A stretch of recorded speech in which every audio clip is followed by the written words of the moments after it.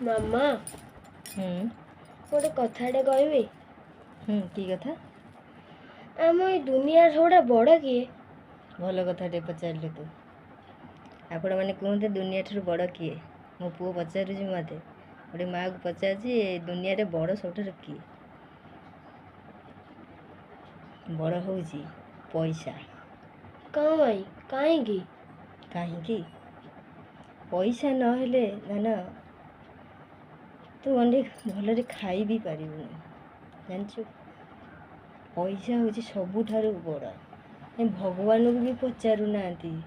ଭଗବାନଙ୍କୁ ଯେଉଁଠି ଦେଖୁଛନ୍ତି ସେଠି ମାଗୁଛନ୍ତି ଯେ ହେ ଭଗବାନ, ମୋର ଗୋଟେ ଭଲ ଚାକିରିଟେ ହେଇଯାଉ, ଭଲ ପଇସା ଇନକମ୍ କରେ। ସେ ଚାହୁଁନାହାନ୍ତି ଯେ ଭଗବାନଙ୍କୁ ମାଗୁନାହାନ୍ତି ଯେ ମୋ ଘର ସଂସାର କେମିତି ଭଲରେ ରୁହନ୍ତୁ, ଭଲରେ ଇଏ କରନ୍ତୁ। ହେଲେ ଏଠି ଯେଉଁଠିକି ଗଲେ ଭଗବାନ ପଚାରୁଛନ୍ତି ମୋତେ ମନି ଦିଅ, ପଇସା ଦିଅ। ବୁଝିପାରିଲୁ?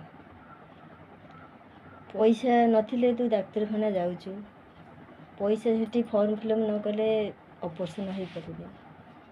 ମାନେ ବିଧା ବି କରିଦେଉଛନ୍ତି ଯେଉଁ ଡାକ୍ତରଖାନା ଡକ୍ଟର। ଗରିବ ଲୋକ ଯିବ କୁଆଡ଼େ? କୁଆଡ଼େ ଯିବ ଗରିବ ଲୋକ? ସେ ସେମିତି କାନ୍ଦି କାନ୍ଦିକା ଘରକୁ ଆସିବ, ଘର ଜମି ବାଡ଼ି ସବୁ ବିକିକି ଯିବ ହସ୍ପିଟାଲରେ ଯେଉଁ ଟ୍ରିଟମେଣ୍ଟ ହେବ। ବୁଝିପାରିଲୁ? ଆଉ ଦୁନିଆରେ ସବୁଠାରୁ ତ ବଡ଼ ହେଉଛି ପଇସା ନା। ଦୋକାନକୁ ଗଲେ ପଇସା ନଦେଲେ ତୋତେ ଗୋଟେ ଚକୋଲେଟ୍ ବି ଦେବେନି। ଯା ପଇସା ଆଣିବୁ, ଯା ଘରୁ। କହୁନ? ପଇସା ଏମିତି ମଣିଷକୁ ପାଗଳ କରିସାରିଲାଣି ଯେ ବାପ ପୁଅକୁ ହାଣୁଛି, ପୁଅ ବାପକୁ ହାଣୁଛି। ପଇସା ବିନା ସବୁ କିଛି ହଣା କଟାରେ ଚାଲିଛି ଏ ଦୁନିଆ। ମଣିଷ ଗୁଡ଼ା ବହୁତ ଖରାପ ହେଇଗଲାଣି। ପଇସା ପଛରେ ଧୋଡ଼ି ଧୋଡ଼ି ଜୀବନ ଚାଲିଗଲାଣି। ବୁଝିପାରିଲୁ? ହେଲେ ମନେ ରଖ, ଭଲ ମଣିଷ ହବୁ ଯଦି ତୁ ପଇସାକୁ ଅନେଇବୁନୁ। ସ୍ନେହ ଶ୍ରଦ୍ଧା ଭିକାରୀକୁ ଦେଖିଲେ ବି ପଇସା ତାଙ୍କୁ ଦେବୁ।